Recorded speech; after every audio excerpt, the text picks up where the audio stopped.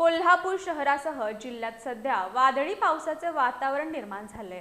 त्यामुळे अनेक ठिकाणी असणाऱ्या जुन्या आणि धोकादायक वृक्षांच्या फांद्या पडून जीवितहानी आणि वित्तहानी होण्याचा धोका निर्माण झालाय। त्यामुळे या जुन्या तसेच धोकादायक वृक्षांच्या फांद्या हटवाव्यात अशी मागणी हिंदू जनसंघर्ष समितीच्या वतीने महापालिकेकडे करण्यात आली आहे। सध्या कोल्हापूर शहरासह जिल्ह्यात वळवाच्या पावसामुळे अतिशय जोरदार वादळी वारं आणि मुसळधार पावसाचं वातावरण निर्माण झालंय।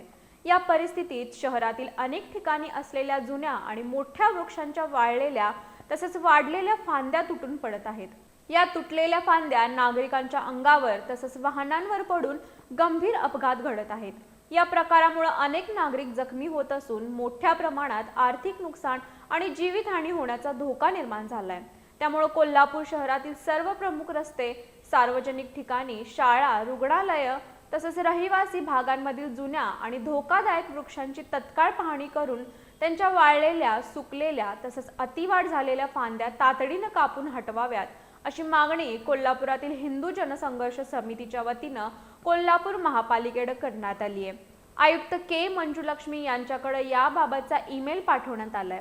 भविष्यात अशा घटना टाळण्यासाठी नियमित सर्वेक्षण आणि देखभाल यंत्रणा कार्यान्वित करण्यात यावी अशी मागणीही हिंदू जनसंघर्ष समितीचे अध्यक्ष अभिजित पाटील यांनी केली।